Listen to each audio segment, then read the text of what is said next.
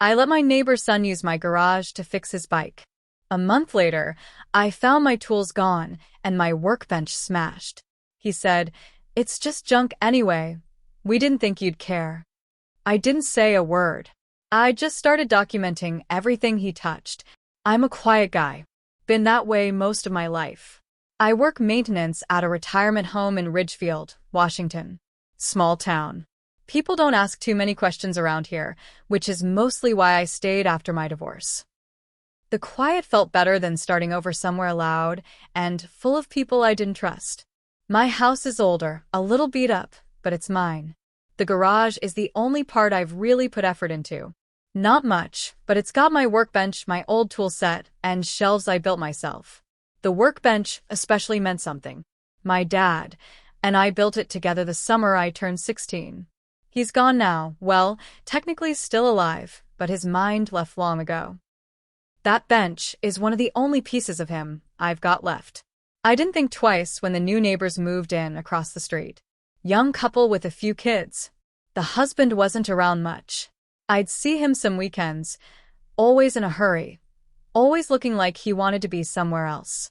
The wife was polite, usually looked tired. The oldest boy, Luke, was about 16, same age I was when we built the bench. He came by while I was reorganizing my shelves one Saturday. Real casual, hands in his hoodie pocket, one headphone in. He said his bike was messed up and he didn't have a driveway or anywhere flat to work on it. Asked if he could use the garage for a couple hours. I said sure. Looking back, I don't know why I agreed so fast. Maybe it was because he reminded me of myself when I was that age, bored, restless, trying to fix things I didn't know how to fix. The first week, he was respectful. Kept to one corner. Brought his own tools. Asked before he used anything of mine. He said thanks. Called me sir, which made me laugh. I even handed him a few things, a pump, a wrench, some old rags. I figured I wasn't using them. Might as well let the kid get his bike back on the road. By week 2, things started changing. He'd show up even when I wasn't home. I'd come back from work and find the garage door cracked open, lights on, stuff moved around. I didn't say anything right away. Thought maybe he just forgot to close it. Then tools started disappearing. A hammer I've had since my 20s. A set of socket wrenches. My measuring tape. Small stuff at first. I looked around, told myself I'd probably misplaced it. One day, I found a candy wrapper shoved in one of my drawers. Another time, a bottle of soda tipped over on the workbench, sticky and dried under my hands. Still, I didn't say anything. I just started keeping count.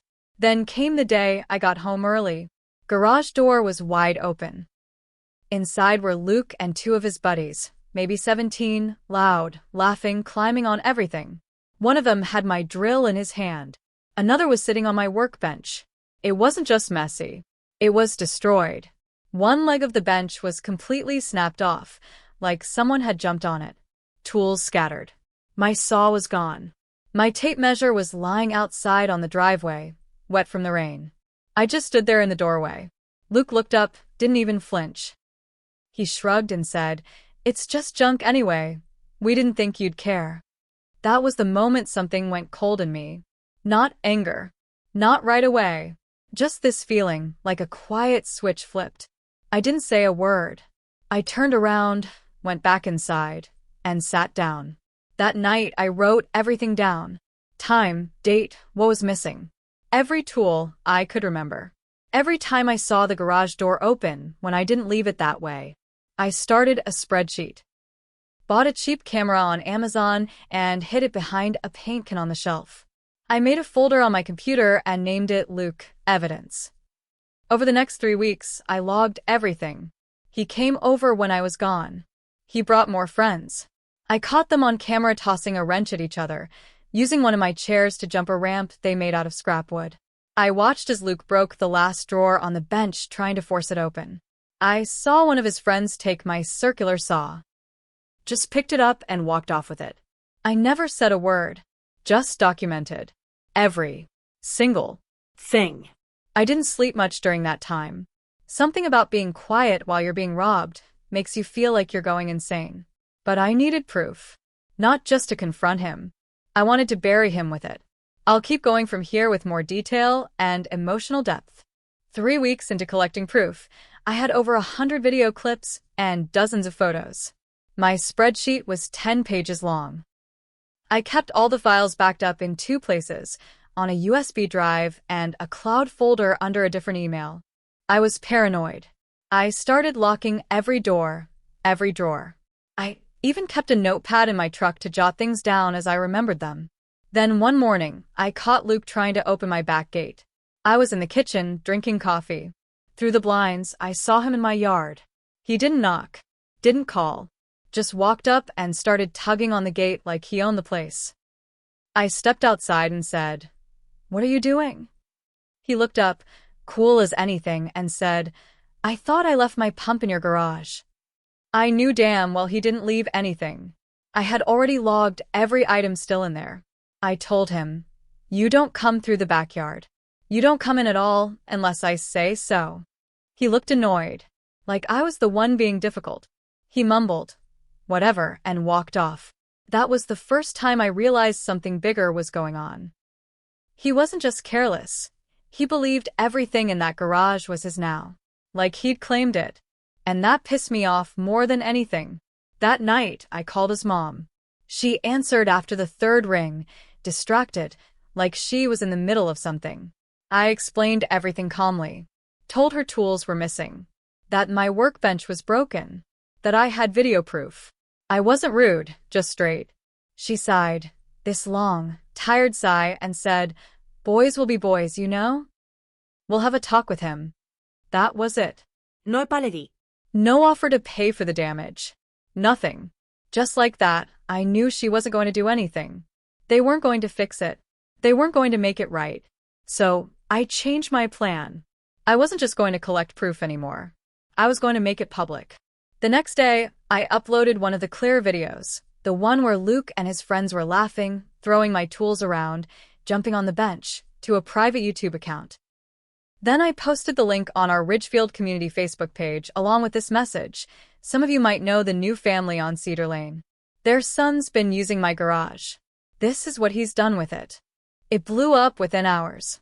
Neighbors I hadn't spoken to in years were suddenly messaging me, commenting things like, "Unbelievable," and "I saw that kid cutting through my yard too." One woman said Luke had broken a sprinkler head in her front garden. Another said he'd try to sell her son a used drill that sounded suspiciously like mine. I didn't reply to most of them.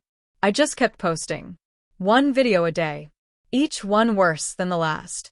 Him smashing a screwdriver into the wall. Kicking a box of screws across the floor. His friends spray painting a smiley face on one of my shelves. I never said his name, but everyone knew. A week later, Luke stopped coming by. His mom came to my door once. I didn't answer. She stood there for a full 5 minutes, then walked away. I figured that was the end of it. But I was wrong. Let me keep going, there's more coming. The story's not over. It was quiet for a few days after the last video went up. No knocks. No movement in the yard. Luke didn't ride his bike past anymore. His friends stopped hanging around. I thought maybe I'd finally driven the point home.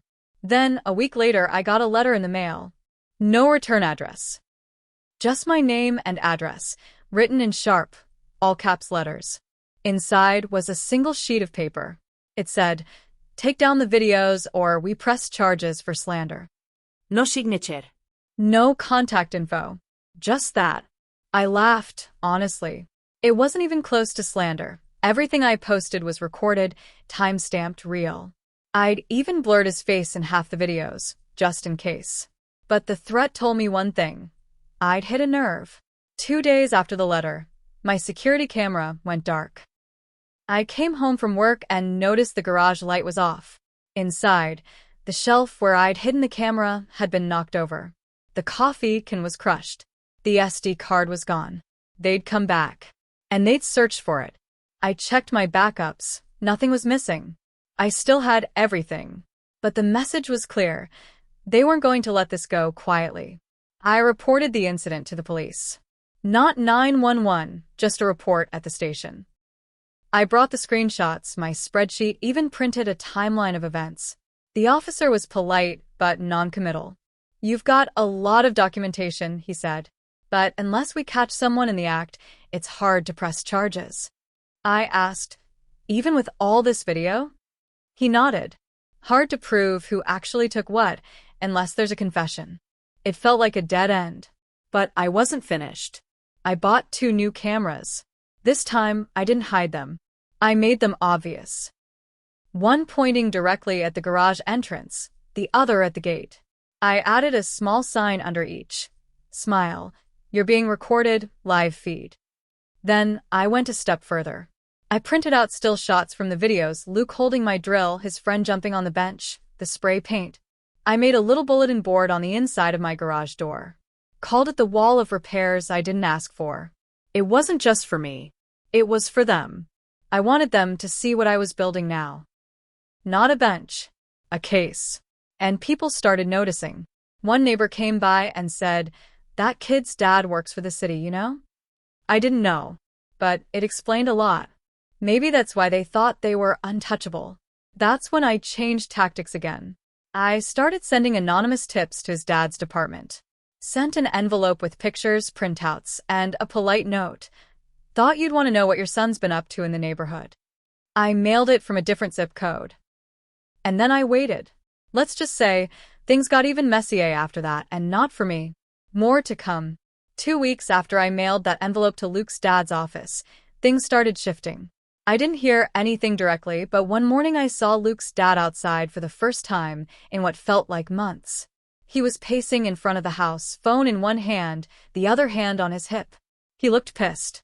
Not annoyed, rattled. The kind of look someone gets when they've just been blindsided. Later that day, the garage across the street was cleared out. Luke's bike was gone. The random junk they'd stacked around was gone. Their back gate, which was always swinging open, was shut and locked. It looked like someone had issued a very sudden set of new rules. I kept my head down. I didn't celebrate. I didn't post anything else online. I wanted them to sit in it, in the silence, in the tension. Let them wonder what was coming next. Then came the knock on my door. It was Luke. He stood there alone, eyes down, hands in his sweatshirt pocket. He didn't look angry. He looked small, like all the fight had been knocked out of him. "Can I talk to you for a second?" he said. I didn't open the door all the way, just stepped halfway out. He looked up and said, "I know I messed up. My dad's really mad. We're not even allowed to go outside anymore." I didn't say anything. Then he added, "I didn't mean to break your stuff. We thought it was old." I didn't know it meant anything. That stung. Not because he was wrong about the bench being old, but because that's all he saw, old wood, not what it was. I said, "You didn't ask." That's the problem. He nodded. "Yeah." I didn't think about it. I asked, "Are you here to apologize? Or are you here because your dad made you?" He didn't answer right away. Just kind of shifted his feet and stared at the ground. Finally he said, "Both." That was honest, at least.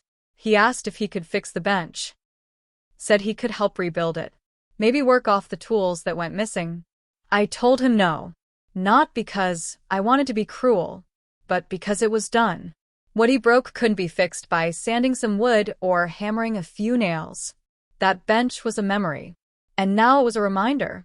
I said, "You'll understand one day, when you lose something you didn't realize mattered until it was gone." He just stood there. Didn't argue. Didn't cry. Just took it. Then he left. And a few days later, I got another letter in the mail. This time from his dad. Typed. Signed. Formal. It apologized for the damage. Admitted their responsibility. Included a check, not a huge amount, but enough to replace most of what was taken. There was no return address, just a note that said, "We'll stay on our side from now on." I haven't seen Luke since, but I still have that crushed coffee can on the shelf. Still have the broken bench leg tucked in the corner. Some part of me wants to rebuild it, but another part doesn't. Maybe it's better as it is, a reminder. Let's finish this story with a powerful closing. Sometimes I still walk into the garage and forget for a second that the bench is broken. I'll turn, expecting to set something down, and then I remember it's gone. Not just the wood or the tools or the mess, but the feeling that this space was mine and only mine. And I guess that's the part one still haven't figured out how to fix. What gets me most is knowing I said nothing when I should have said something, not to get even, but to hold the line. Because once someone decides your things don't matter, it's only a matter of time before they decide you don't either.